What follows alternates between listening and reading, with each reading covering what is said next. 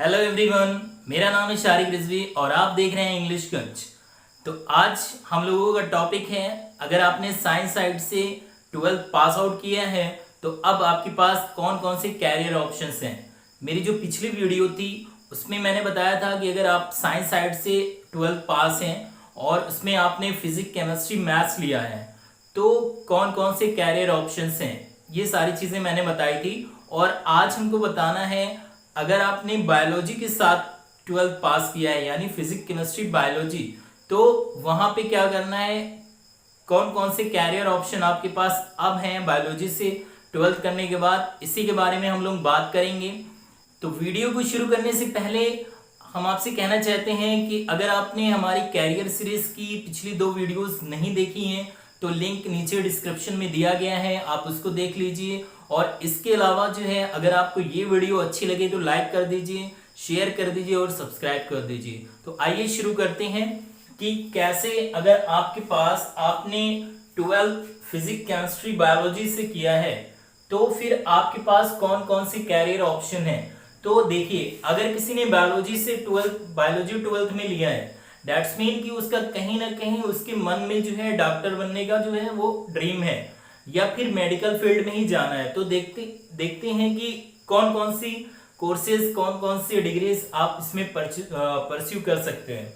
तो यहाँ पे जो सबसे रिनाउंड डिग्री जो आती है मेडिकल फील्ड की, वो होती है MBBS, bachelor of medicine and bachelor of surgery. ये एमबीबीएस का फुल फॉर्म है, bachelor of medicine and bachelor of surgery. Okay, तो ये लगभग 5.5 साल का होता है। और इसके बाद अब चूंकि एमबीबीएस तो 5.5 साल में कंप्लीट हो जाता है लगभग, लेकिन उसके बाद फिर और उसमें स्पेशलाइजेशन करते हैं कुछ लोग, जैसे एमएस करते हैं या फिर एमडी करते हैं तो 3 साल। और उसके बाद ऐसे ही मतलब मिला के अगर आपको डॉक्टर बनने का, एमबीबीएस बनने का सपना है, एमबीबीएस डॉक्टर बनने का सपना है, तो आपको लगभग 10 साल लग जाने हैं उसमें, क्योंकि आपको और भी आगे उसमें स्पेशलाइजेशन वगैरह करते हैं बहुत सारे लोग। तो सबसे ज्यादा रिनाउंड डिग्री यही मानी जाती है, जो कि नीट का एग्जाम आपको क्वालिफाई करना होता है। इसमें एडमिशन लेने के लिए आपको नीट का एग्जाम क्वालिफाई करना होता है। तो नीट का एग्जाम क्वालिफाई करना होता है और आपको यहाँ पे एमबीबीएस में एडमिशन मिल जाता है।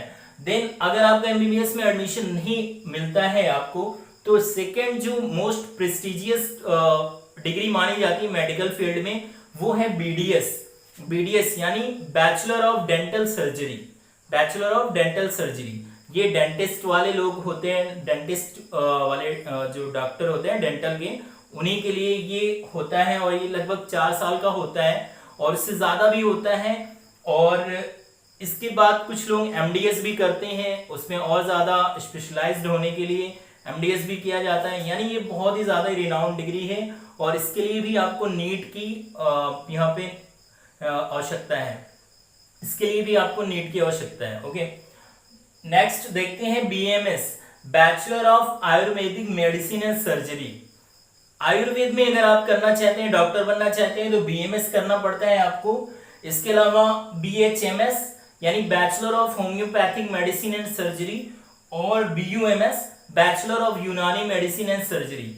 और ये सारे कोर्सेज, जो सारे डिग्रीज हैं, यहाँ पे लगभग 4.5 से 5.5 साल तक की ड्यूरेशन होती है इनकी। और इसमें जो है, आप अगर आयुर्वेद में करना चाहते हैं या फिर होम्योपैथिक या फिर यूनानी, आपके लिए अलग अलग जो है यहाँ पे कैरियर ऑप्शंस हैं कि आप इनमें जो है स्पेशलाइजेशन कर सकते हैं। ओके, नाउ बीएनवाईएस, बीएनवाईएस भी एक डिग्री होती है, bachelor of naturopathy and yogic science. अगर आपको योगा वगैरह में थोड़ी सी दिलचस्पी है तो आप जो है इसको कर सकते हैं बीएनवाईएस। अगर योगा वगैरह में दिलचस्पी है तो आप इसको बीएनवाईएस यानी bachelor of naturopathy and yogic science, इसमें कर सकते हैं। ओके, तो ये तो, इसके अलावा भी और डिग्रीज हैं, मेडिकल की और डिग्रीज हैं, लेकिन हमने यहाँ पे जो पॉपुलर कैटेगरी में आती हैं, जिसपे ज्यादा जो है वहां पे एस्पिरेंट जिसमें ज्यादा बैठते हैं या फिर जो कैरियर प्रोस्पेक्टिव से ज्यादा चार्मफुल ल्यूक्रेटिव होता है, उसके बारे में हमने बताया यहाँ पे। नाउ नेक्स्ट, बीवीएससी, बीवीएससी क्या है? Bachelor in veterinary science. अगर आप एनिमल्स लवर हो या फिर आपको एनिमल्स की केयरिंग, उनकी फीडिंग वगैरह या ब्रीडिंग जो भी है, ये सारी चीजें अगर आपको अच्छी लगती है तो आप के लिए बीवीएससी है। अगर आपने बायोलॉजी लिया है 12th में और फिर आगे आप उसमें अपना कैरियर बना सकते हो, बैचलर इन वेटरनरी साइंस, या जानवरों के जो डॉक्टर होते हैं वो इससे आप पढ़ के कर सकते हैं, ओके, बन सकते हैं। देन बीपीटी आता है, bachelor of physiotherapy. Bachelor of physiotherapy ये 4 साल का कोर्स होता है और इसको भी आप जो है परस्यू कर सकते हैं। अगर आप इन सब में एडमिशन आपने नहीं लिया तो आप बीपीटी भी कर सकते हैं। बीपीटी के अलावा आप जो है बीएमएलटी कर सकते हैं, बैचलर ऑफ मेडिकल लेबोरेटरी। ये 3.5 साल का होता है। और इसके अलावा अगर आप मेडिसिन लाइन में जाना चाहते हैं तो फिर बी फॉर्म और डी फॉर्म ये आपके लिए बहुत ही ज्यादा बेनिफिशियल होता है। और लोग अक्सर इसको ज्यादातर जो स्टूडेंट्स मेडिकल के ये बी फॉर्म और बैचलर ऑफ फार्मेसी और डिप्लोमा इन फार्मेसी ये जरूर करते हैं।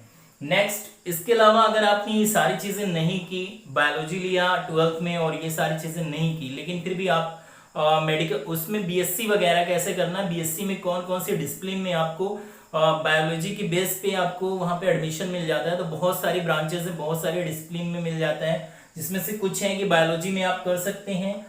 इसके अलावा बायोटेक्नोलॉजी में भी एससी कर सकते हैं, बॉटनी में, zoology, food and nutrition, microbiology और नर्सिंग, हॉर्टिकल्चर, होम साइंस, ये सारी जो स्ट्रीम है, ये सारे डिसिप्लिन है, इसमें जो है आप बीएससी कर सकते हैं। इनके अलावा और भी हैं, जैसे फॉरेंसिक साइंस हो गया, क्लिनिकल रिसर्च हो गया, या फिर लैंग्वेज पैथोलॉजी हो गया। ये सारी चीजें जो है और भी बीएससी इसमें आप कर सकते हैं। बहुत ही वास्ट फील्ड है बीएससी करने के लिए अगर आप बायो से हैं तो।